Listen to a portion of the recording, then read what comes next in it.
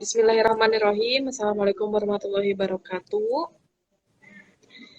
Alhamdulillahirrabbilalamin. Waalaikumsalam Hari ini warahmatullahi kita bisa berkumpul kembali. Kita bisa melaksanakan bincang-bincang Yusuf kembali, tepat di Ramadan ke-27 ya, Kak Asep ya. Hari ini tuh ya, malam Ramadan Ya, ke-28 ya. betul, Malam Ramadan betul. ke-28. Ya, tidak terasa ya Ramadan sebentar lagi berakhir dan waktunya terasa begitu cepat gitu ya. Dan alhamdulillah kita masih diberi kesehatan hari ini ya, kelancaran puasanya. Nah, mudah-mudahan acara bincang-bincang hari ini sampai dengan selesai lancar ya. Amin ya robbal alamin. Amin, amin, Sebelumnya amin. saya izin membacakan CV dari Kak Asep dulu ya. Oh, boleh, boleh. Silakan. Ayo. Siap. Namanya yaitu Asep Ahmad Sofian. Kemudian tempat tanggal lahirnya di Subang 23 April 1998. Wah, kemarin baru ulang tahun ya. Betul sekali. Baru 24 tahun ini. Iya, Mohon alhamdulillah. doanya semoga berkah. Agamanya Islam. Iya, alamat asalnya dari Dusun Cidampa, RT 8, RW 4, Desa Ranca Asi, Kecamatan Patok Besi, Kabupaten Subang. Kita sama-sama di Subang ya, alhamdulillahnya. Asalnya, tapi sekarang Kak Asep ini tempat tinggalnya bukan di Subang, tempat tinggalnya di Desa Kali Aren, Kecamatan Cilimus, Kabupaten Kuningan. Sekarang sudah eh, tempat tinggalnya sudah di Kuningan ya, tidak di Subang. Hobinya membaca, diskusi dan menulis. Ini memang terbukti Kak Asep ini teman saya dari SMA dan memang hobinya ini memang betul-betul ini hobi yang memang luar biasa sampai dengan kuliah dan mungkin sekarang juga semakin ini ya, semakin rajin menjalani hobinya ya Kak Amin, Asep ya. amin. Pekerjaannya sebagai guru BK di SMA IT Al Multajam, Dua Linggajati. Motonya itu hidup hanya sekali, manfaatkanlah dan bermanfaatlah. Luar biasa ya. Untuk nomor teleponnya sendiri, mungkin nanti ada yang ingin menghubungi Kak Asep juga, boleh dicatat 0853 2170 5443. Nah, untuk alamat emailnya sendiri yaitu asepahmad@student.upi.edu. Nah, lewat pendidikan Kak Asep ini SD-nya itu di SD Negeri Bakti Winaya. Ini pada tahun 2003 sampai 2009. Kemudian SMP-nya SMP Plus Asakina. Ini 2019 sampai 2012. Kemudian SMA Negeri 1 Purwadadi 2012 sampai 2015. Nah, kebetulan SMA-nya ini sama dengan saya ya. Kuliahnya juga Kemudian sama. kuliahnya itu, iya, kuliahnya juga sama ya. Kuliahnya di UPI. Hanya saja Kak Asep ini jurusannya jurusan bimbingan dan konseling, prodinya bimbingan konseling, departemennya psikologi pendidikan dan bimbingan. Kemudian pengalaman organisasinya cukup banyak Kak Asep ini sebagai pimpinan redaksi UKM Al-Kolam UPI, kemudian sebagai Kabid Produksi UKM Al-Kolam UPI, sebagai Ketua Bidang PSDO Pormas UPI, sebagai Bidang Rohishima BKF IP UPI, sebagai Ketua IMAPKIN wilayah 2 Jawa, Bali, NTT, dan NTB. Kemudian sebagai Ketua Bidang Pendidikan BPO SEMA FIP UPI.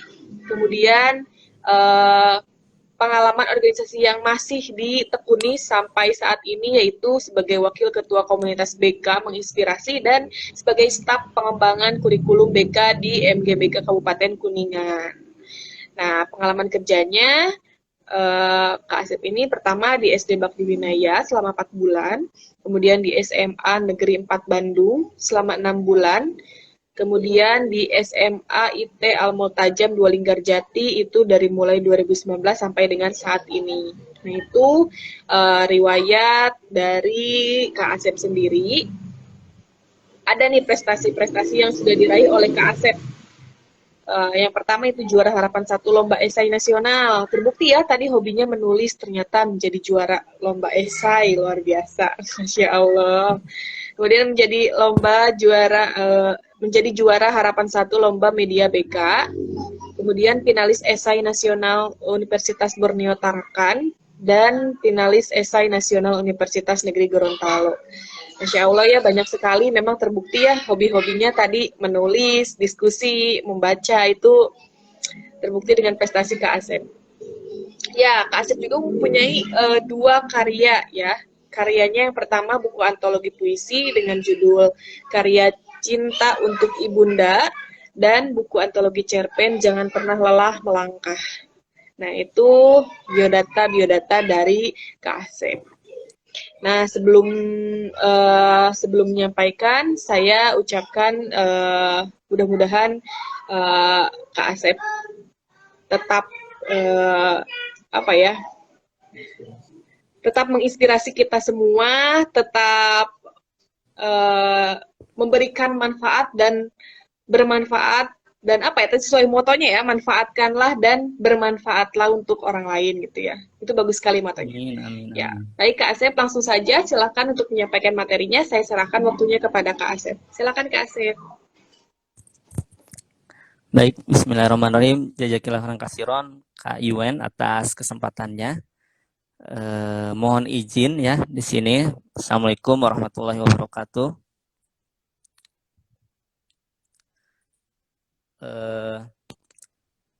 Alhamdulillah, alhamdulillah alamin, wa bi nasta'inu ala umurina waddin, wassalatu wassalamu ala asyrafil anbiya'i wal mursalin, wa ala alihi washabihi ajma'in. Amma ba'du. Puji syukur kepada Allah Subhanahu wa taala yang telah memberikan kita nikmat iman, nikmat Islam, nikmat sehat jasmani dan rohani sehingga kita dapat berjumpa, berkumpul ya walaupun kita jauh jarak ini nih dengan Kak Yuen. Saya di Kuningan, Kak Yuen di Subang, tapi dengan kecanggihan teknologi berkat rahmat Allah Subhanahu wa taala kita dapat bertemu secara virtual di Instagram. Shalawat dengan salam mari kita haturkan kepada Habibana wa Nabiyana Maulana Muhammad Sallallahu Alaihi Wasallam, kepada keluarganya, sahabatnya, sampai kepada kita selaku umatnya, yang semoga di yaumil akhir nanti kita mendapatkan syafaat darinya. Amin amin rabbal alamin. Terima kasih kepada Yoswims ya, ini sudah mengundang saya untuk sharing ya, sharing berbagi. Saya bukan bermaksud untuk menggurui atau mengajarkan, apalagi hanya sharing saja sifatnya, berbagi berkaitan dengan parenting is parenting. Wah, ini ada yang tanya, disangkanya gitu ya, parenting ini bahasa Inggris, padahal bahasa Sunda gitu. Parenting kan bahasa Inggris ya, terkait dengan pola asuh dan lain sebagainya, pola asuh orang tua, kemudian cara pendidikan orang tua. Is parenting maksudnya ya pendidikan pola asuh orang tua itu parenting sangat penting gitu, sangat penting sekali. Yang mana topiknya itu saat ini yang akan diangkat menanamkan adab pada anak baik. Sangat sangat luar biasa, memang ini berat ya topiknya gitu ya. Tapi sekali lagi ini sharing sifatnya. Baik, apabila kita berkaca pada fenomena saat ini, mungkin degradasi moral, kemudian krisis yang terjadi pada generasi penerus bangsa di Indonesia khususnya, kita banyak melihat problem-problem yang terjadi. Di balik itu semua tentu banyak prestasi yang diraih juga oleh generasi penerus bangsa ini. Hanya saja mungkin yang sering di-up di media memang terkait problem-problemnya saja. Dan kemudian kita bisa melihat di lingkungan sekitar kita juga, kita tentu bisa menilai ya baik dan buruknya. Mungkin berkaitan dengan beradab ya, beradab, berakhlak, bermoral seperti itu. Yang bisa saya angkat terkait hal ini berkaitan dengan krisis yang kritis ya, berkaitan dengan adab anak. Saya belajar dari terkait parenting ini dari salah satu tokoh beliau ini seorang psikolog ya yang biasa dipanggil dengan Ayah Irwan. Mungkin teman-teman juga bisa melihat searching ataupun baik di medsos ataupun di YouTube, yaitu sangat luar biasa materi-materinya. Ini juga salah satu materi yang saya ikuti dari seminar parenting bersama beliau. Kemudian kembali lagi kepada topiknya, prinsipnya gitu ya. Kenapa saya mengangkat terkait krisis yang kritis terkait adab ini? Kita terkadang lupa akan prinsip ya, prinsip mulanya, prinsip pengasuhan. Itu hal yang perlu kita ketahui, prinsipnya itu yaitu mengenalkan, menanamkan, menjaga dan mendampingi adab pada diri anak. Ini ya, sekali lagi, mengenalkan, menanamkan, menjaga dan mendampingi adab pada diri anak. Hal ini yang luput, yang terkadang terlupakan oleh orang tua ataupun kita selaku orang dewasa ya yang ada di lingkungan anak-anak. Kita mungkin nanti Kak Yuen sebagai calon orang tua ke depannya ya, teman-teman pemirsa nih yang di Instagram juga akan menjadi orang tua. Saya pribadi juga yang baru saja masih newbie lah istilahnya, menjadi orang tua ya, orang tua dari 2 anak gitu ya, laki-laki dan perempuan. Alhamdulillah masih diberi kepercayaan oleh Allah. Kita itu perlu mengetahui dulu bagaimana, hal apa yang akan dilakukan ketika kita sebelum memiliki anak. Tentu dalam hal ini kita perlu ya, anak itu tidak bisa memilih orang tuanya. Saya punya orang tua pengen presiden misalkan, pengen jenderal. Kak Yuen pernah ini enggak dulu tiba-tiba dan anak siapa tidak tahu kan ya? Nggak tahu ketika tidak bisa memilih, anak itu tidak bisa memilih. Saya tiba-tiba pengen jadi anak presiden ataupun pengen jadi jenderal, anak jenderal, tidak. Kita tidak bisa memilih terlahir dari orang tua siapa dan bagaimana. Nah, kita selaku orang dewasa tentu bisa memilih. Nah, ini yang menjadi catatan kita. Kita sebagai orang dewasa bisa memilih pasangan kita. Nah, bisa memilih pasangan kita. Kalau anak tidak bisa memilih orang tua, tapi kita selaku orang dewasa bisa memilih pasangan kita. Mau pasangan seperti apa yang nanti ke depannya akan melahirkan anak-anak seperti apa.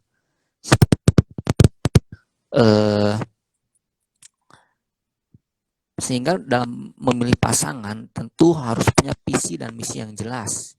Ya, harus punya visi misi dan jelas. Pasangannya bisa merumuskan juga dari sekarang visi misi ke depannya seperti apa. Itu tentu kita selaku orang muslim ya memiliki visi, yaitu mencari ridho Allah Subhanahu wa taala agar bisa berkumpul dengan bersama kembali di jannah, di surga Allah Subhanahu wa taala bersama keluarga. Itu visi utama kita sebagai orang muslim. Itu misinya dirumuskan ya, misinya dirumuskan bersama pasangan. Itu bagaimana cara agar meraih visi tersebut melalui misi yang sesuai dengan kemampuan kita. Misalkan saya dengan latar belakang pendidikan, Kak Yuen dengan latar belakang pendidikan, tentu harus bisa merumuskan misi itu ya sebagai sarjana pendidikan, apalagi beban moral sekali bagi kita, Kak Yuen.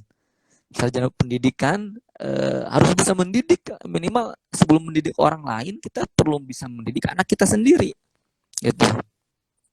Sehingga misi itu dalam keluarga apa yang sekiranya bisa mengantarkan kepada surga, di surga gitu.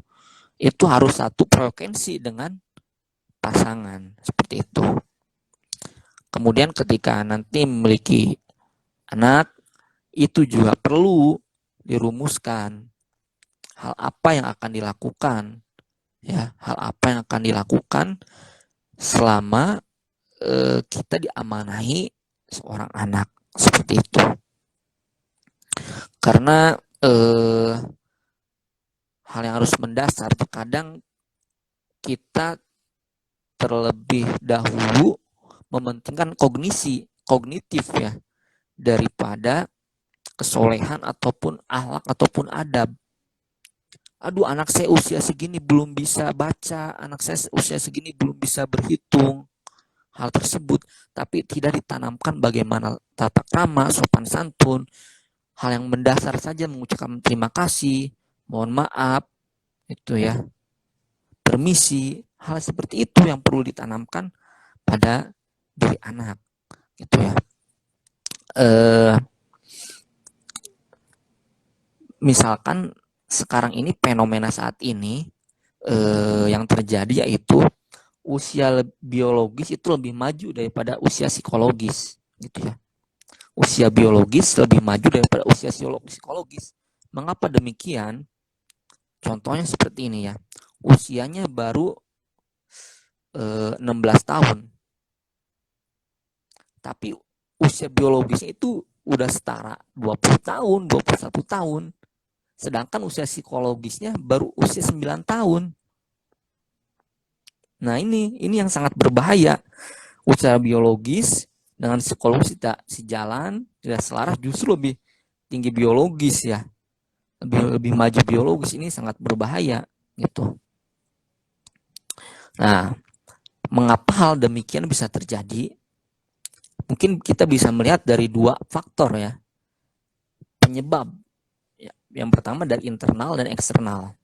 Nah, dari internalnya kita bisa melihat dari pola asuh tentu. Kembali lagi kepada pola asuh ya. Ini sangat fundamental sekali. Pola asuh. Pola asuh ini harus ditentukan seperti tadi yang sudah saya sampaikan. Tidak boleh berbeda. Misalkan dengan pasangan kita pengennya kognisinya dulu nih, ataupun kita yang sendiri pengen mensolehkan anak dulu, gitu. Nah, ini tidak bisa, harus sejalan gitu ya, harus sejalan. Jangan sampai ada perbedaan antara ibu dan ayah, itu jangan sampai ada perbedaan. Pada usia 0 sampai 7 tahun itu perlu menanamkan adab. Menanamkan sangat bisa, karena usia tersebut usia menanam gitu ya. Usia menanam, kita sebagai orang tua perlu membuat roadmap. Dalam hal roadmap tentu kita bisa berkaca sebagai pedoman kita bisa melihat dalam Al-Quran, yaitu pendidikan Nabi Ibrahim, kemudian pendidikan kalau perempuan, pendidikan Imron. Nah, itu sudah lengkap sekali dalam Al-Quran. Kita bisa membacanya seperti itu. Apabila berbicara roadmap, tentu kita harus mengacu pada rundown. Ya, rundown apa saja kegiatan sehari-hari agar anak itu mampu beradab. Dari bayi, bahkan dari kandungan gitu ya. Hal apa saja yang harus dilakukan. Misalkan setiap hari membaca Al-Quran, orang tuanya membacakan sholawat. Nah, ini harus punya plan gitu ya, kurikulumnya tersendiri. Setelah lahir, setiap hari didengarkan lantunan ayat suci Al-Quran. Misalkan sebulan pertama mendengarkan 1 juz, bulan berikutnya 2 juz, 3 juz, 4 juz, sehingga ketika selesai 30 juz di usia di mana dia mulai bisa berbicara 2,5 tahun. Seperti itu. Hal ini perlu dibahas tentu dengan pasangan. Sekali lagi harus satu frekuensi ya, harus sama. Jangan berbeda. Sehingga perlu didiskusikan dari awal gitu. Jangan sampai ketika udah menikah punya anak kebingungan. Nah, ini yang berbahaya. gitu, karena tidak dirumuskan visi misi dari awalnya. Bisa dikatakan pernikahan seperti itu hanya sekedar nafsu gitu, karena pernikahan perlu adanya ilmu gitu ya, ilmu lebih dahulu gitu ya, sehingga harus persiapkan hal tersebut. Kemudian setelah itu kita juga bisa menentukan pola ya, pola pengasuhannya seperti apa. Misalkan dalam masalah fitrah seksualitas misalkan ya. Dalam usia 0 sampai 2 tahun anak itu lebih didekatkan pada ibunya. Baik anak perempuan maupun laki-laki, karena memang asupan ASI dan lain sebagainya itu kondisi emosional dan lain-lain itu sangat berpengaruh. Gitu. Jadi perlu didekatkan dengan ibunya usia 0 sampai 2 tahun. Kemudian pada usia 3 sampai 6 tahun ibu dan bapak, ayah maupun bunda itu perlu dekat dengan anak-anaknya agar anak-anak itu mampu mengenali gendernya. Oh, saya ini laki-laki, ibu saya perempuan, ayah saya laki-laki, karena dekat. Jangan sekedar dekat, tapi harus melekat. Nah, hal ini perlu ditekankan. Kemudian usia 7 sampai 10 tahun ketika anak sudah mengetahui gendernya, oh, saya ini laki-laki, terlahir sebagai laki-laki, oh, saya ini lahir sebagai perempuan.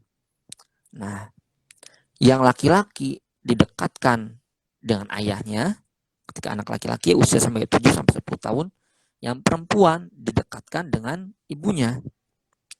Seperti itu. Yang perempuan didekatkan dengan ibunya. Mengapa demikian? Supaya dia semakin, oh, tugas laki-laki ini seperti ini ya. Oh, tugas perempuan ini seperti ini ya. Dia mengetahui supaya kedepannya dia mampu memahami tupoksi dirinya sendiri sebagai gender laki-laki maupun perempuan. Seperti itu, usia 7 sampai 10 tahun. Usia 11 sampai 14 tahun ya. Itu di match di rolling gitu ya. Di rolling anak perempuan didekatkan dengan ayahnya. Kalau anak laki-laki didekatkan dengan ibunya. Usia berapa? 11 sampai 14 tahun. Karena di usia ini anak memasuki usia remaja. Ya. Udah mulai akil balik. Dia udah mulai mengetahui mana yang salah, mana yang benar. Dia udah mampu bisa berpikir abstrak. Nah, usia 11 sampai 14 tahun. Mengapa demikian? Karena dia akan memasuki usia akil balik ya. Akan memasuki usia akil balik sehingga dalam hal ini ketika dia sudah balik, dia mampu menghormati lawan jenisnya. Karena belajar dari siapa? Belajar dari orang tuanya. Yang laki-laki belajar pada ibunya. Oh, perempuan ini seperti itu ya. Saya harus memperlakukannya dengan lemah lembut misalkan. Sebagainya. Itu yang bisa dipelajari. Mengapa pada usia 11 sampai 14 tahun anak laki-laki didekatkan dengan ibunya. Seperti itu. Begitupun dengan anak perempuan didekatkan dengan ayahnya agar tidak ada laki-laki sebelum waktunya yang lebih menyayangi dirinya yang selain ayahnya gitu ya. Supaya akrab sehingga ketika ada yang mendekat itu tidak mau gitu. Begitu laki-laki ketika ingin menyakiti perempuan, dia tidak mau karena dia sudah belajar dari ibunya. Gitu. Begitupun perempuan ketika ada yang mendekati, dia nggak berani. Karena yang berhak dekat dengannya yaitu ayahnya. Seperti itu. Berikutnya, usia berapa? Tadi baru 11 sampai 14 tahun. Berikutnya berarti 15 ke atas. Nah, usia ini sudah akil balik. Sudah balik, sudah dia sudah mampu bertanggung jawab sehingga kita bisa sebagai orang tua nantinya bisa melepaskan anak.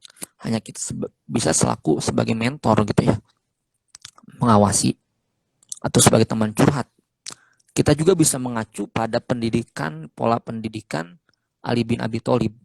7x3, rumusnya 7x3 kalau Ali bin Abi Thalib. Usia 0 sampai 7 tahun itu perlakukan anak itu sebagai raja. Kasih sayang, disayangi, apapun yang ingin dimau, kita ikuti misalkan. Itu ya. Jadikan sebagai raja. Usia 8 sampai 14 tahun, 7 sampai 14 tahun itu bisa dijadikan sebagai tawanan. Kemudian usia seterusnya, 7 tahun berikutnya, seterusnya itu jadikan sebagai sahabat. Seperti itu. Kita bisa sebagai mentor, teman curhat. Nah, seperti itu. Baik, lanjut lagi. Sebagai untuk menanamkan adab, ada 3 waktu ya bagi orang tua itu. Pertama, waktu sisa, kemudian waktu kerja, dan waktu bermakna ataupun waktu berkualitas. Sebagai orang tua nih, Kak Yuen juga nanti akan menjadi orang tua, saya juga menjadi orang tua, mencoba menggunakan waktu itu. Waktu sisa, waktu kerja, waktu bermakna. Kuantitas itu dalam parenting ya, sependek pengetahuan saya, kuantitas itu tidak menjamin berkualitas. Gitu ya. Banyaknya kuantitas itu tidak menjamin berkualitas. Yang terpenting berkualitas walaupun waktunya pas-pasan gitu. Kita pulang kerja, sisakan waktu 30 menit atau sampai 1 jam lebih bagus, membuat waktu yang bermakna bagi anak. Apabila anak menyambut kedatangan kita ketika pulang kerja dengan senang hati, itu salah satu pertanda yang sangat baik. Berarti ada bonding, ada kelekatan antara kita dengan anak. Lanjutkan itu, teruskan itu. Karena itu merupakan waktu yang sangat bermakna bagi anak. Walaupun kita baru pulang kerja, sisa ya tenaga sih. Itu. Kemudian hal ini juga tentu ya perlu sangat sekali bagi ayah maupun ibunya yang bekerja, luangkan waktu yang berkualitas. Seperti itu. Apalagi saya ataupun nanti pasangan Kak Yuen, laki-laki itu sangat berpengaruh bagi anak. Karena tugas laki-laki itu ketika sudah berkeluarga, bukan tugas utama laki-laki itu bukan menafkahi. Bukan. Tugas laki-laki ketika sudah berkeluarga sebagai kepala rumah tangga, tugas pertamanya yaitu bukan menafkahi. Nah, ini yang terkadang terbalik oleh masyarakat kita. Yang pertama itu mendidik istri. Yang kedua, mendidik anak. Yang baru ketiga itu menafkahi. Gitu. Jangan sampai menafkahi, sibuk dengan cari nafkah sehingga lupa untuk mendidik anak dan istrinya. Saya juga sama-sama sedang belajar terkait hal itu. Mudah diucapkan tapi realisasinya memang sulit. Seperti itu ya. Karena sifatnya sharing bukan menggurui. Ya, itu. Kemudian selanjutnya kita memang terkadang ya mungkin sulit melihat tadi ya lebih banyak lebih maju biologisnya daripada psikologisnya gitu. Hal ini bisa dimulai dari masa kecil anak-anaknya, lebih di pola kosa, bukan pola ya, kosa kata dan kosa rasa. Nah, ini sangat penting nih. Kosa kata dan kosa rasa. Ini yang terkadang kita lebih ditekankan pada kosa kata. Betul nggak Kak Yuen? ya, belajar Iya. berbicara, ya, belajar berbicara seperti itu. Tapi kok rasanya tidak ada, sehingga pada pada masa dia udah mulai dewasa, dia tidak bisa berekspresi bagaimana bersikap marah, kesal, kecewa, tidak bisa. Itu karena dari kecilnya tidak diajarkan kosa rasa, justru malah dibungkam gitu. Nah, hal ini sangat berbahaya. Jadi ketika kecil, saat anak-anak itu usia 0 sampai 7 tahun, apalagi ini sangat penting ya, sehingga saat, karena ini dalam hal masa ini itu mencari model ya, pemodelan yang sangat penting, sehingga kita nanti ketika ingin menyekolahkan di PAUD ataupun di TK ataupun di SD, hal yang sangat penting yaitu bukan sekolahnya ada AC-nya, lapangannya besar, tamannya luas, bukan itu. Tapi model gurunya seperti apa, ibu-ibu kantinnya seperti apa, karena anak-anak di usia itu sangat modeling ya, meniru gitu ya, meniru. Anak saya aja tidak diajarkan bagaimana cara menyalakan motor, masukkan motor, karena pagi-pagi sebelum saya berangkat kerja, saya selalu mengajaknya jalan-jalan. Mungkin dia memperhatikan bagaimana saya membuka, menyalakan motor, dia bisa sendiri tanpa saya mengajarkan, karena dia melihat model, oh caranya seperti itu. Itu tanpa saya ajarkan, ya, seperti itu. Nah, hal pola apa kosakata dan kosarasa, misalkan pada saat bayi atau masih kecil ya, anak-anak nangis, anak tuh nangis dia, mulai air mata, kita langsung udah, ini ya, kasih makanan atau apa. Nah, hal itu yang kurang baik. Kenapa? Tidak mengajarkan kosa rasa. Lebih baiknya seperti ini. Ketika anak nangis, ada apa sayang? Ada apa nak? Itu. Ada apa? Itu. Sehingga kamu bisa nangis, sehingga kamu nangis. Maka dia akan mengungkapkan rasanya. Digigit semut, ini sakit, gigit semut. Ataupun pengen jajan itu, pengen apa. Sehingga dia bisa berekspresi akan rasa yang dia rasakan. Itu. Hal ini yang sangat penting ya. Kosakata dan kosarasa. Seperti itu. Nanti memang masa-masa kecil tidak terlihat, tapi nanti ketika usia 15 tahun ke atas, kita selaku orang tua, kalau anak tidak mau cerita, tidak mau curhat kepada orang tua, ada yang salah dengan diri kita.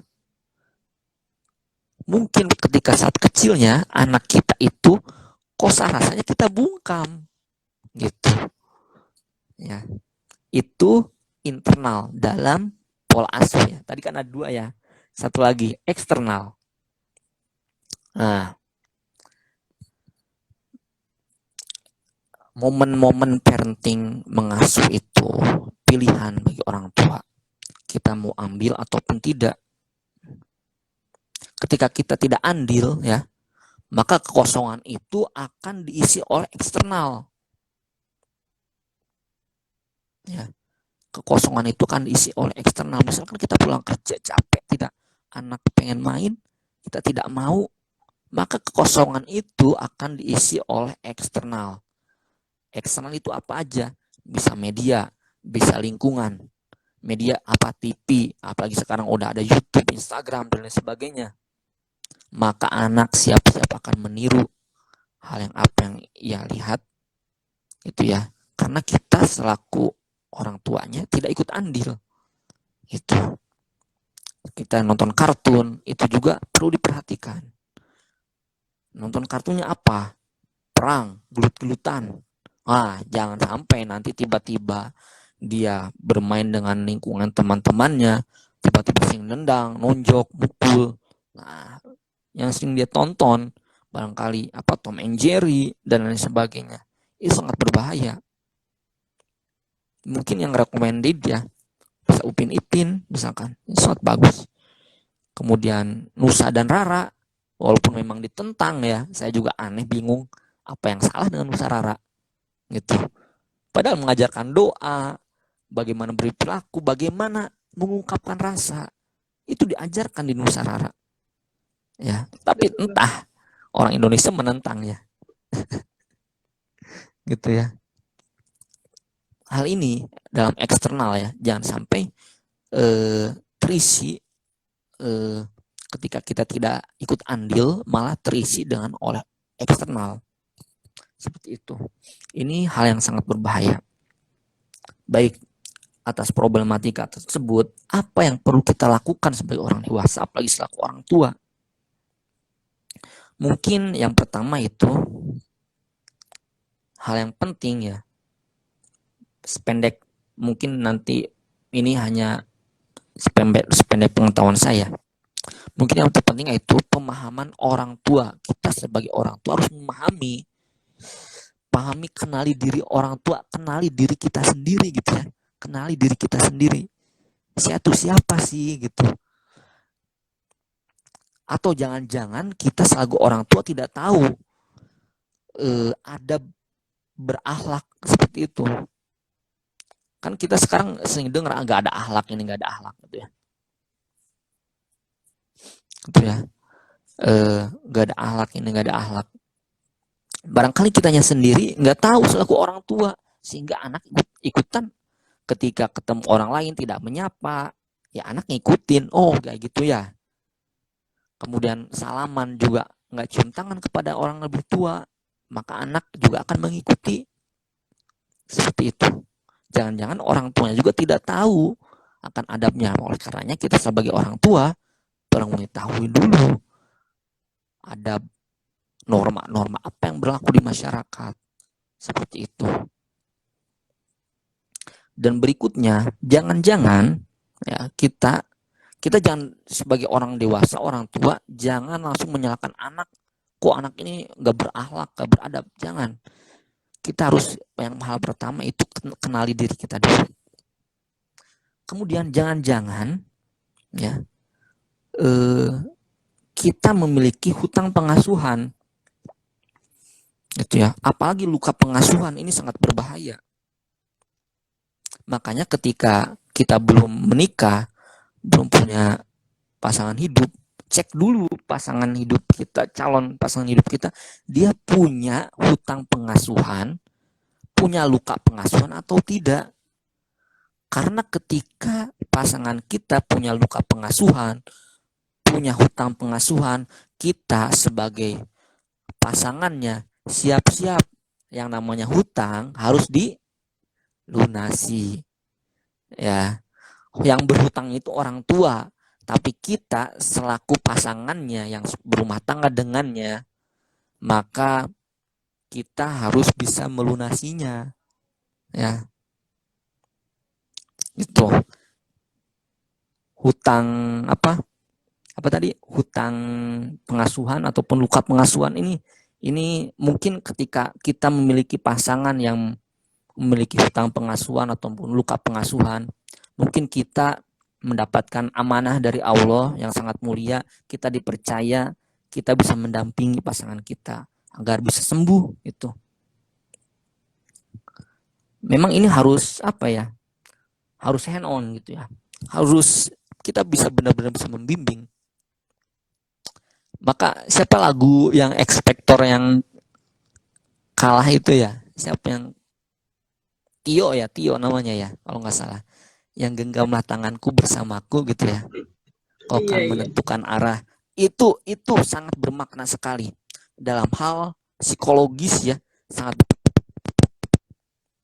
Karena memang seperti itu, saat sudah berumah tangga harus saling hand on gitu ya, bersama-sama gitu. Barangkali unfinished business ya, masalah yang tidak terselesaikan, terutama dalam hal pengasuhan dulu ketika sama orang tuanya. Kita selaku pasangannya perlu mengetahui hal tersebut.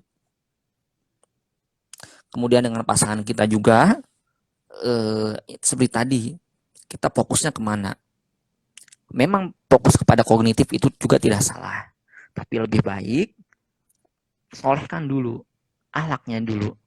Hal tersebut yang harus diutamakan bagi kita sebagai orang tua nantinya. Selanjutnya, pahami perkembangan anak. Tadi pahami diri kita sebagai orang tua. Nah, yang kedua itu pahami perkembangan anak. Jadi apa perkembangan anak harus kita ketahui ya. Usia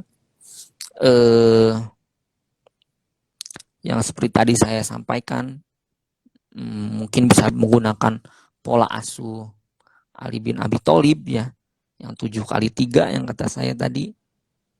Jadikan pelakuan sebagai raja, tawanan, kemudian sebagai sahabat. Bisa melakukan hal tersebut juga kepada anak-anak kita. Waktunya sebentar lagi ya, Kak Yuen.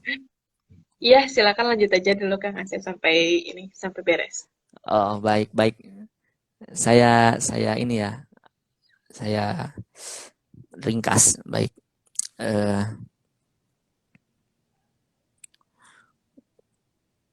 Tadi ya kita harus perlu memahami perkembangan anak, sehingga memang kita sebagai orang tua harus sangat penting sekali belajar itu yang namanya perkembangan anak. Walaupun basic kita bukan dari orang psikologi ataupun dari orang BK ya, itu kita tetap harus belajar yang namanya perkembangan anak. Karena di Indonesia ini berdasarkan riset penelitian, orang tua ketika ditanya berkaitan dengan adab, berkaitan dengan akhlak, itu bukan tugasnya. Tapi menjawabnya itu tugas guru di sekolah. Gitu. Padahal tugas pendidikan utama itu ada dalam keluarga. Gitu. Ya. Ada di keluarga gitu. Tapi orang Indonesia itu kebanyakan melimpahkan ke sekolah. Gitu. Nah, sekolah gurunya, satu guru aja megang berapa siswa? Misalkan 40 siswa ya wali kelasnya. Gitu. Wali kelas terkadang melimpahkan juga ke guru BK. Gitu. Nah, ini saling melempar satu sama lain gitu. Coba saling terintegrasi, kooperatif satu sama lain, berkolaborasi. Sehingga degradasi moral, kemudian yang istilah-istilah nggak ada akhlak, nggak beradab, insya Allah akan teratasi ketika satu sama lain saling berintegrasi, berkolaborasi, gitu. Seperti itu, memahami gitu ya. Apabila kita bisa memahami hal tersebut. Kemudian yang berikutnya, agar yang harus dilakukan agar anak beradab, mungkin hemat saya, kita harus knowing ya, mengetahui. Yang pertama di usia 0-7 tahun ini seorang ibu sangat berperan. Karena yang pertama kan dari kata saya tadi, ibu sudah mengandung, pasti bondingnya itu sangat lekatnya. Ketika masa kecil itu dengan ibu 0-7 tahun itu lebih baik ibu bisa mengarahkan ataupun berikan pembiasaan, keteladanan ya. Ini bisa dalam hal cerita-cerita, misalnya cerita-cerita keteladanan Nabi Muhammad, sahabat-sahabatnya. Hal itu yang bisa dilakukan. Itu ya, banyak cerita kepada anak supaya anak knowing, mengetahui, oh kayak gitu ya, Nabi Muhammad itu berperilaku seperti itu, sahabat Nabi Muhammad itu seperti itu. Nah, kemudian di usia 7-10 atau sampai 14 tahun atau 15 tahun, nah di sini ada feeling, merasa, yang mana butuh role play, role model, role play, contoh, teladan. Siapa yang berperan di sini? Ayah sangat berperan, ya, sangat berperan. Ketika ibu bercerita, orang beradab ini saling membantu satu sama lain. Nah, nanti di usia 7 sampai 15 tahun sampai 14 tahun, seorang ayah ajak anaknya misalkan bakti sosial, berbagi ke tetangga yang tidak mampu, terjun langsung. Nah, ini sangat bermakna sekali. Usia 15 tahun seperti yang tadi sudah saya sampaikan, itu usia udah balik 15 tahun ke atas. Sehingga orang tua hanya sebagai sahabat, sebagai mentor, ataupun mencarikan mentor yang terbaik untuk anaknya. Enggak, anak tidak perlu lagi disuruh di apa, ini saatnya anak acting, anaknya action, berperilaku gitu ya. Maksudnya tuh ketika bakti sosial sendiri, dia bisa merumuskan, menanggungnya sendiri, kritiknya dia bisa kelola, masukan dari orang lain kita bisa kelola, itu sangat luar biasa. Kita sebagai orang tua hanya sebagai mentor, sahabatnya, gitu, memantau dari jauh. Nah, berikutnya, ya, karena pada hakikatnya anak merupakan amanah dari Allah Subhanahu Wa Taala yang dipercayakan kepada kita, ya, titipan yang Allah berikan kepada kita. Tentu kita terus sebagai nanti sebagai orang tua ataupun yang sudah orang tua, kita bisa mendoakan, mengadu kepada Allah Subhanahu Wa Taala, karena peran utama yang bisa mengubah anak itu hanya Allah. Kita serahkan kepada Allah, ya, berdoa gitu ya, seperti doa siapa, doa Nabi Ibrahim ya kalau tidak salah, dalam surat Al-Furqan ayat 74, Rabbana hablana min azwajina wa dzurriyyatina qurrata a'yuni waj'alna lil muttaqina imama. Ya Tuhan kami, anugerahkanlah pada kami istri-istri kami dan keturunan kami sebagai penyenang hati kami, dan jadikanlah kami imam bagi orang-orang yang bertakwa. Ini Masya Allah sekali. Lakukan doa ini, sangat insya Allah Allah ijabah gitu ya. Kita sudah berusaha, setelahnya kembalikan kepada Allah. Seperti itu. Karena hanya Allah lah tempat kita mengadu, minta pertolongan. Kita hanya sebagai hamba yang lemah. Seperti itu. Mungkin hanya sekian yang bisa saya sampaikan. Kurang lebihnya mohon maaf. Jazakumullah khairan katsiran kepada hadirin yang telah hadir ya di Instagram live ini, live Instagram luar biasa. Upin Ipin main di sawah. Maafin kalau ada yang salah. Burung Irian, burung cendrawasih. Cukup sekian dan terima kasih. Assalamualaikum warahmatullahi wabarakatuh. Saya kembalikan kepada Kak Yuen. Waalaikumsalam warahmatullahi wabarakatuh. Masya Allah. Alhamdulillah sekali, luar biasa ya ininya seluruh materi yang disampaikan oleh Kak Asep ini luar biasa, sangat bermanfaat sekali untuk calon ayah bunda ataupun memang ayah bunda dari siswa Yosim ataupun ayah bunda yang lainnya gitu kan ya. Kita pun yang memang belum berkeluarga pun atau memang yang belum menikah ataupun yang masih jomblo pun nggak ada salahnya untuk belajar tentang hal ini, dan memang ini sangat penting gitu kan ya. Iya. Nah mungkin sekarang ada sesi tanya jawab sebentar ya, Kak Asep boleh? Oh, boleh. Kak Yuen boleh. Barangkali dari yang lain ada yang ingin bertanya, boleh sampaikan di kolom komentar.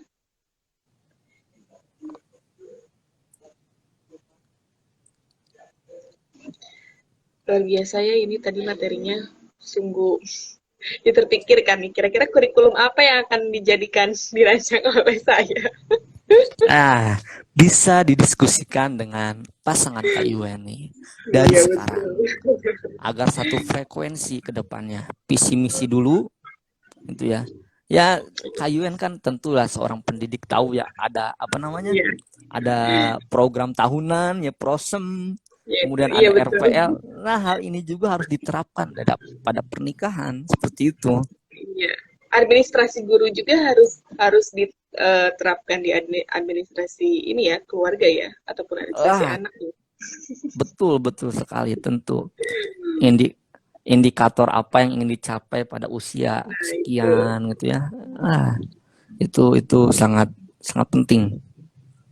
Itu dan Iya. tentu didiskusikan dengan pasangan. Yang utamanya lagi ya dari apa ya tadi itu kalau disimpulkan yang pertama itu ya memang bagaimana kita apa memilih pasangannya sendiri gitu kan ya. Karena eh, kalau kita sebenarnya bukan bukan kan ada istilah katanya jangan milih-milih kalau pilih pasangan katanya gitu kan nanti nggak dapet-dapet gitu kan tapi kan memang kenyataannya kita memang harus memilih pasangan sesuai dengan ya memang kita mencarinya yang apa nih yang apa yang unggulnya apa ya nggak salah kan unggulnya pertama harusnya dari agama terlebih dahulu gitu kan ya gitu ya Kak Asep ya.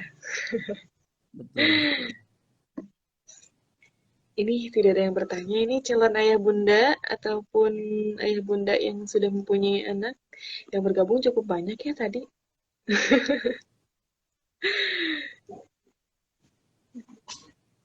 Baik, kita tunggu sampai udah 1:30. Kalau masih belum ada yang bertanya, mungkin kita cukupkan. Baik.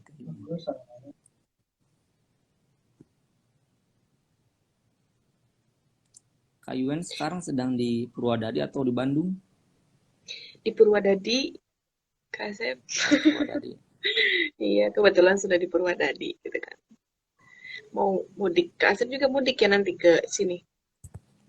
Insya Allah H+1 Idul Fitri. Oh, oh iya nih Kak Asep izin bertanya. Kepikiran kebetulan kepikirannya kan kalau misalnya anak-anak lagi sekarang tuh istilahnya tantrum ya atau ya marah-marah gitu kan ya kan itu kan bergantung kepada kita bagaimana memperlakukan anaknya kan tadi memang ada olah rasa juga gitu kan ya kenapa anak marah kenapa anak nangis gitu kan ya misalnya anak marah itu karena memang eh, gak mau apa gitu maksudnya kan gak mau hal-hal yang memang harus misalnya gak mau mandi gitu kan gak mau makan nah terus misalnya pengen jajan gitu kan nah itu kan kadang sama orang tua itu suka dipaksa ataupun di apa di namanya dilarang gitu kan ya misalnya pengen jajan ini itu kan banyaklah kejadian gitu ya yang terlihat gitu kan. Nah, kira-kira bagaimana sikap orang tua yang baik agar ya anaknya tuh gimana ya? Ya gitulah pokoknya ya, Kasep. Mengerti kan? Bagaimana cara Iya, menanggapi iya, hal paham, tersebut paham. gitu kan ya?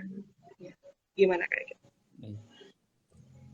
Eh, Barangkali yang perlu kita lakukan ketika anak mulai tantrum gitu ya, eh, kita diamkan terlebih dahulu.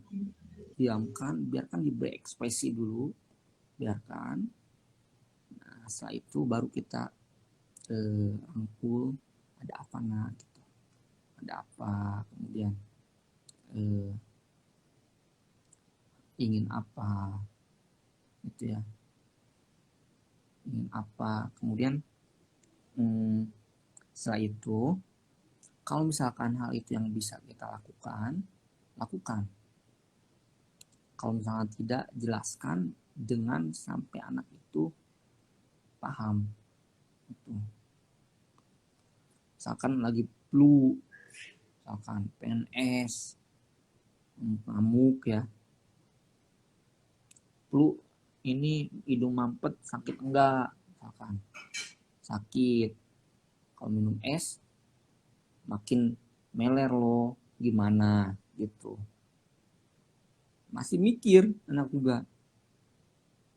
Nah gitu, diajak ngobrol gitu ya. Itu maksud saya pola rasa, pola lagi apa, kosakata kosa rasa itu Bisa. seperti itu. Itu ada Baik, baik. pertanyaan Kak Kayuel. Ya, siap. Ya, baik. Ya, mungkin tadi dengan cara mengatasi tantrum itu diajak ngobrol gitu kan ya. Jangan hanya ingin satu arah saja gitu kan ya. Dan jelaskannya dengan cara yang memang lembut dan mudah dipahami oleh anak itu sendiri gitu kan. Baik, ini Betul. ada yang bertanya nih dari Kak Oom. Assalamualaikum warahmatullahi wabarakatuh, Ustaz.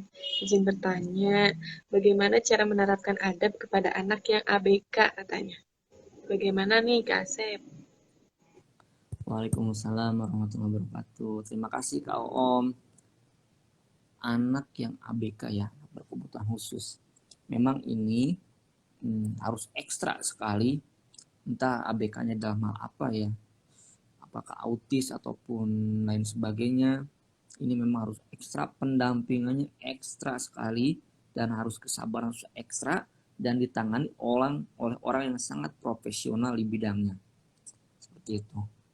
Kita perlu sering konsultasi mungkin pada orang profesional, misalkan pada psikiater, pada psikolog ya, untuk terkait hal tersebut.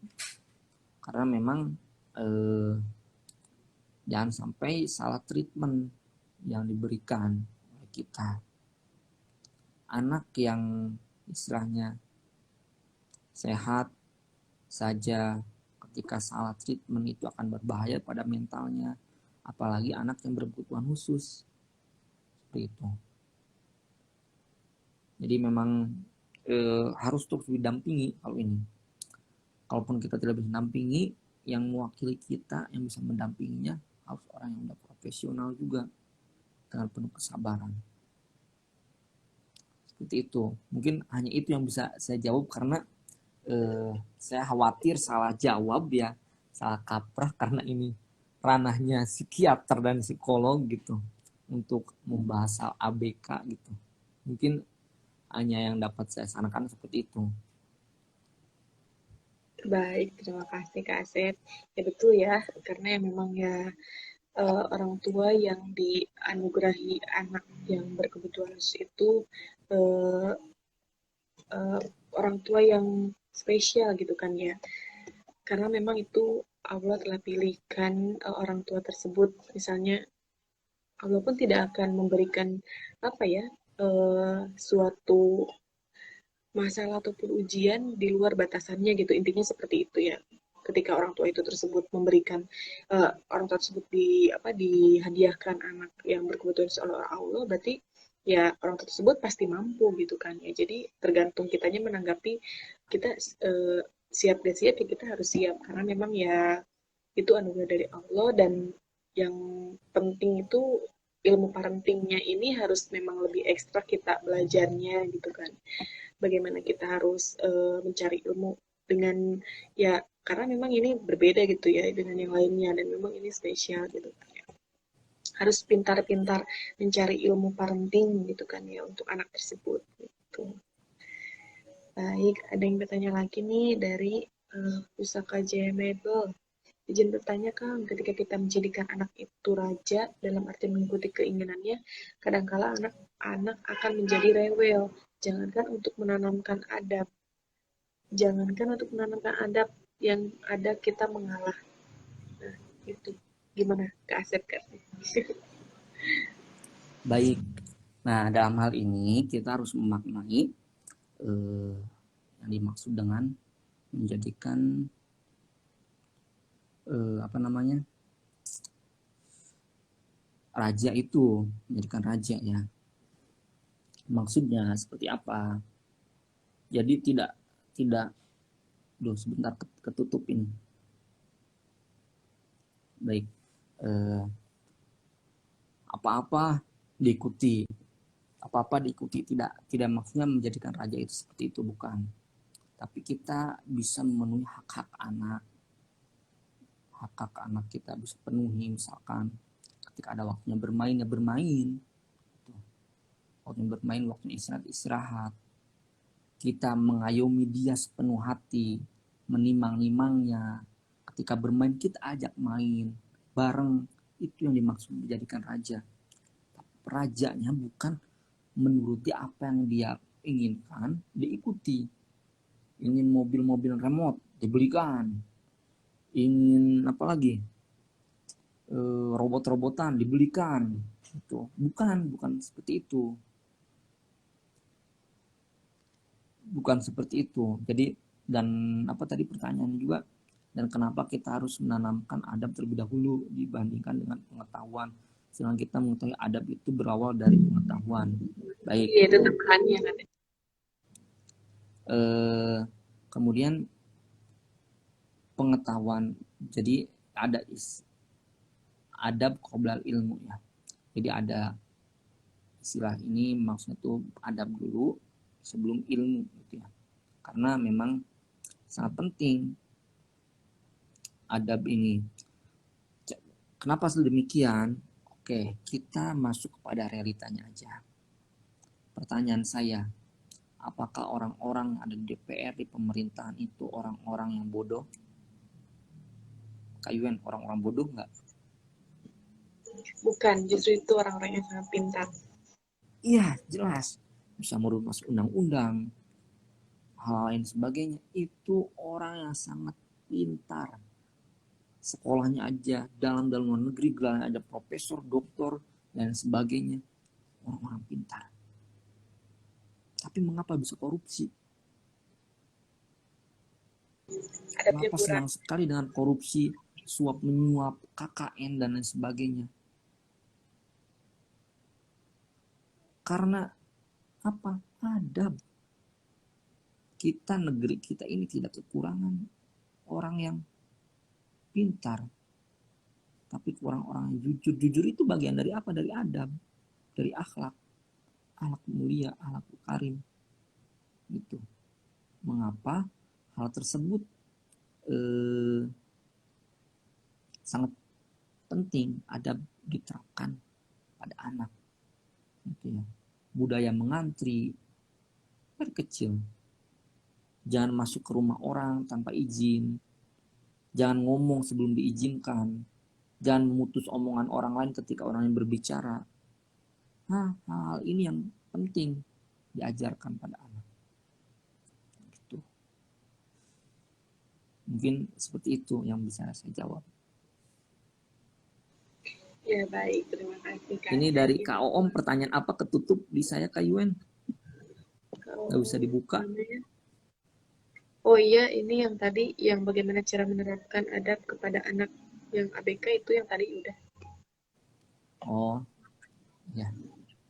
Iya, iya, baik. Yang tadi mungkin kenapa mendahului adab, karena memang ya kita juga ya apa ya, bisa pengetahuan bisa mengikuti ketika memang adabnya baik, begitu mungkin ya.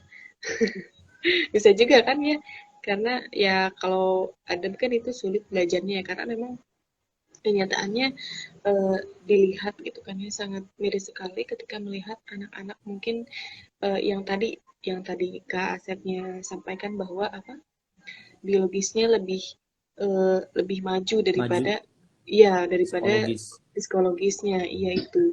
Nah, dilihat dari adabnya juga memang kurang gitu kan ya, kayak sopan santun permisinya gitu kan ya. Terus ya kayak misalnya kita sebenarnya mengantri kita sudah betul, tapi ketika kita lewat melewati antrian depan bukan berarti kita pengen di depan misalnya kan, kita pengen melewati hal itu, tetapi itu bicaranya sangat luar biasa itu anak-anak zaman sekarang. Ketika saya di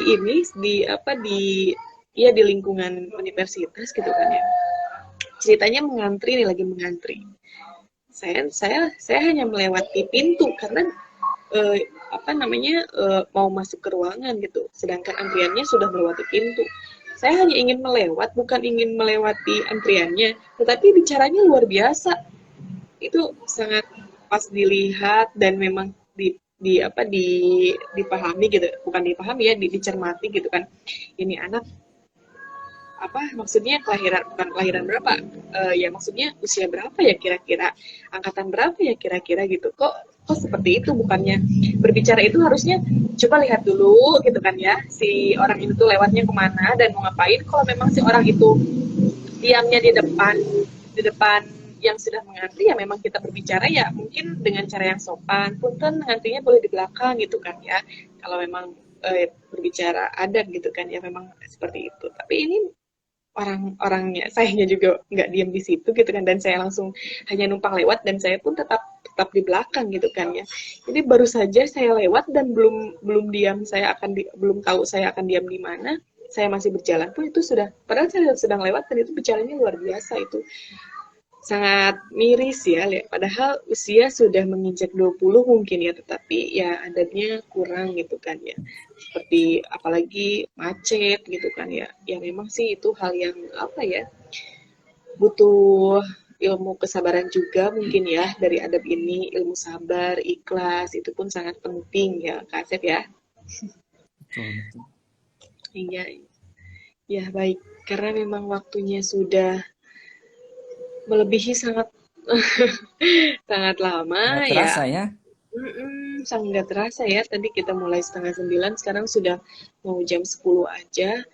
Alhamdulillah, Kak Asep hatur nuhun ya. Hatur nuhun atas ilmunya, terima Sami-sami. kasih atas ilmunya. Ini sangat bermanfaat sekali. Ilmu parenting yang saya pun luar biasa ya. Tadinya memang Kak Om yang akan menjadi hostnya, tetapi Kak Omnya berhalangan dan saya yang bisa menggantikannya. Alhamdulillahnya. Oh, ini Kak Om bertanya katanya. Bertanya lagi. Ada bertanya, nggak apa-apa, Kak Asep? Nggak apa-apa. Di saya ketutup soalnya, nggak bisa Aku kebuka. tutup. Oh, Ustadz, berkaitan dengan DPR, korupsi mungkin sudah bisa menjadi umum ya, karena kurangnya integritas diri. Tapi yang lebih kecewa adalah ketika DPR menonton film porn, katanya gitu. Mungkin mungkin ini ya, tanggapan dari Kak Asep, mungkin bagaimana? Iya. Boleh silakan. Eh, apa namanya? Apalagi ya, hmm, terkait hal tersebut, korupsi, udah mau korupsi, dan nggak ada rasa malu lagi ketika dadah-dadah ya, ketika ditangkap gitu. Hal ini memang nggak ada adabnya sama sekali gitu, bukan akhlak. Pinter ya pinter, apalagi sampai nonton gitu ya di tempat apa namanya, ya itu mah terserah sih, hak-hak dia, mau dosa-dosa dia gitu maksudnya. Eh, tapi ya tolong jangan di tempat umum, kemudian jangan lakukan hal itu, apalagi kamu itu seorang wakil rakyat misalkan seperti itu. Dan kemudian perlu diketahui juga, ketika entah ya nama istilahnya apa saya lupa, intinya ketika di waktu masih anak-anak, apalagi usia remaja, sering menonton gitu ya, nanti di otak di depan sininya itu apa istilahnya ya, saya lupa, ini akan menipis dan itu lebih parah daripada nafja gitu, nafja ataupun tabrakan, itu lebih parah. Efeknya apa? Blong. Blong. Blongnya gimana? Misalkan gini, Kayuan mengendari mobil ya, atau mengendari motor. Kayuan udah tahu di depan itu ada pohon, di depan Kayuan tuh udah tahu itu bakal nabrak, tapi ketika direm sama Kayuan itu nggak bisa karena blong, jadinya nabrak. Itu karena faktor di sini tipis, udah menipis. Itu efek dari si nonton ya. Sehingga ketika misalkan mungkin berperilaku korupsi yang salah ataupun hal lain yang salah, dia tahu pastinya, hati nuraninya, dirinya tahu salah, tapi karena blong itu nggak ada yang bisa memfilter, hanya blast gitu, berat, seperti itu. Sangat sangat kompleks sebetulnya. Memang apa-apa dimulai dari keluarga. Karena pendidikan pertama itu dari keluarga. Sekali lagi, anak itu tidak bisa memilih dari mana dia dilahirkan, dari mana latar belakang orang tuanya. Tidak bisa memilih. Tapi kita selaku orang dewasa bisa memilih pasangan kita yang memiliki visi misi yang sama, satu frekuensi, tentu untuk mencari ridho Allah Subhanahu wa taala. Itu ya. Seperti itu. Kalian. Baik, alhamdulillah.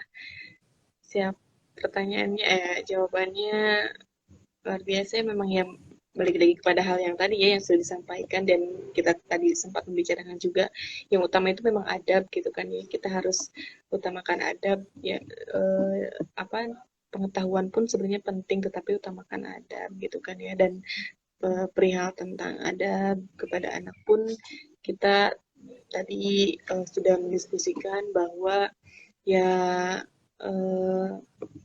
perihal memilih pasangan itu sangat penting gitu ya, daripada kita gagal gitu kan ya dalam mendidik anak. Jadi kita harus benar-benar memilih bagaimana pasangan yang akan kita pilih untuk mendidik anak nanti gitu kan ya.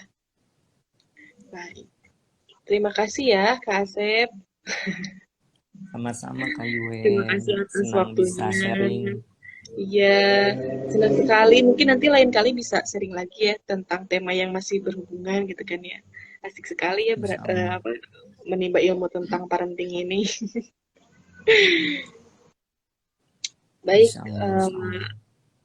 terima kasih atas waktunya, terima kasih atas ilmunya, jazakallahu khairon kasiron. Mudah-mudahan kita semua selalu dilancarkan segalanya, disehatkan selalu, puasanya lancar. Terima kasih. Wabillahi taufiq wal hidayah. Wassalamualaikum warahmatullahi wabarakatuh. Terima kasih ya Kak Asep. Waalaikumsalam warahmatullahi wabarakatuh. Iya, Sama-sama Kak Yuen. Terima kasih iya, semuanya. iya. Terima kasih. Saya akhiri ya.